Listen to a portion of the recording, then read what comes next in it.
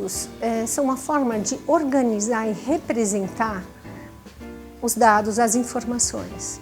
Eles apresentam para quem lê, para quem observa, as informações dispostas de uma maneira que elas comuniquem efetivamente o que aquelas informações trazem. Então, o gráfico é uma forma de dispor as informações graficamente de maneira a que elas comuniquem algo, né? Desde o ensino da educação infantil, a gente já trabalha com listas, que também é uma organização, um tipo de organização da informação. E depois você vai entrando com as tabelas e depois você também trabalha com os gráficos. O primeiro gráfico que a gente trabalha na educação, no ensino fundamental, é o gráfico de barras. Ele é muito comum. Nós temos outros tipos de gráficos, nós temos os gráficos de setores, tá? Os gráficos de linha. Nós temos um tipo de gráfico que se chama histograma. O gráfico de setor é aquele gráfico pizza, né? Tipo pizza com suas fatias. O histograma são faixas, trata-se na verdade de um tipo do gráfico de barras, tá? Um outro tipo. O gráfico de linha todo mundo conhece, aquela linha que aparece, que sobe ou que desce, indicando pela sua inclinação como um evento está se comportando, como que algo está se comportando. Os histogramas são, na verdade, gráficos de barra, colados uns aos outros, porque os intervalos considerados são vizinhos, são contíguos, vão em continuidade.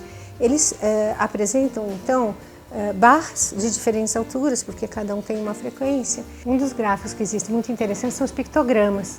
Os pictogramas usam figuras para representar, ao invés de linhas ou barras. Por exemplo, se você está pesquisando sorvete, pode usar figura de sorvete. Se você está pesquisando homens e mulheres, essas são as suas variáveis, você pode usar a figurinha que representa uma mulher e uma figurinha que representa um homem. Eles podem aparecer várias vezes repetidos, expressando a sua frequência naquela pesquisa, ou eles podem aparecer o tamanho deles aumentado. Então, por exemplo, quantos prédios que existem numa cidade, o prédio vai ser muito alto e o outro prédio que expressa um número menor, que aparece numa outra frequência, numa outra cidade, o número de prédios vai ser bem menor. Eles são proporcionais aos números, à frequência com que eles aparecem.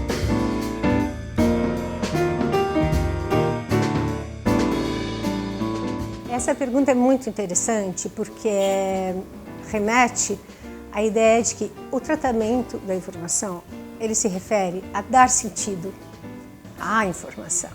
Então, o gráfico pelo gráfico, olhar um gráfico e sabê-lo interpretar só, é uma parte do caminho, é muito importante. Sem isso não dá para prosseguir, mas não é tudo.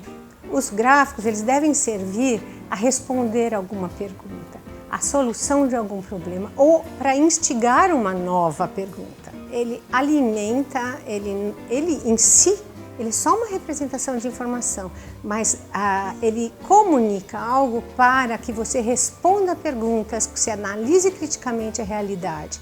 Uma forma que a gente conhece e acha muito privilegiada e está proposta nos documentos curriculares é o trabalho com os gráficos, com as tabelas, com todo o tratamento da informação, integrado às outras áreas do conhecimento, nos trabalhos interdisciplinares. Então, pode ser um projeto de meio ambiente, por exemplo, pesquisar sobre o lixo produzido na escola ou no bairro, em integração com outras áreas de ciências naturais e trabalhar meio ambiente, comportamento e consumo, enfim, essa é a ferramenta. A pesquisa em si e o tratamento da informação se integram muito bem nesses projetos que são interdisciplinares na escola. Lá no ensino médio, aí então a gente vai falar de algo ainda mais vinculado com os interesses e com as possibilidades desse jovem. Então as questões migratórias, as questões de gênero, as questões populacionais, para identificar que país é esse, para identificar que cidade é essa, né? Que grupo é aquele, como é geograficamente ou sociologicamente. Conceitos da estatística que estavam presentes lá no fundamental, anos iniciais. Você trabalha com moda, com mediana, pode ser um projeto de geografia, pode ser um trabalho ligado à sociologia, em que você trata a informação com as ferramentas matemáticas e toda a tua análise crítica, a tua possibilidade de analisar criticamente ou de comunicar criticamente para o outro.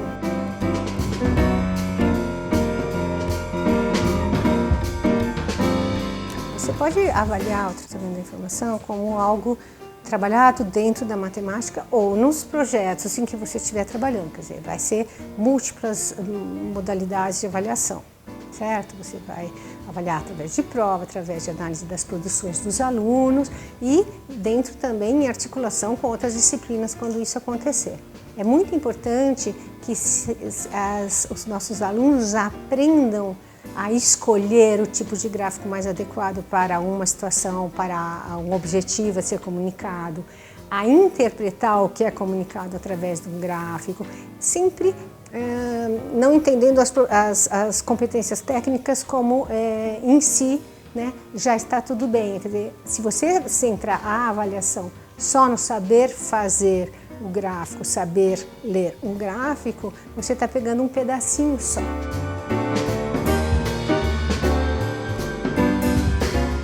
Um primeiro material importantíssimo, ainda, eu acredito, muito orientador, são os parâmetros curriculares nacionais, que trazem muitas orientações didáticas para o trabalho com o tratamento da informação. Além disso, nós temos outros livros. Daquela época, nós temos uma coleção que se chama Aprendendo Matemática, dentro de uma coleção. Ele trabalha com o primeiro a quarto ano, é do César Coll e da Ana Teberoski, que tem um capítulo do tratamento da informação extremamente, muito instrumental para o professor.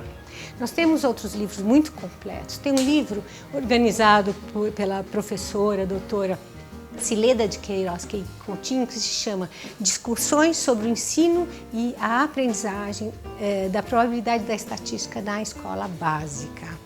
É um livro bem amplo, de vários autores, organizados pela doutora Cileda, e que traz bastante informação para o professor que tem interesse e quer ampliar seu repertório nessa área.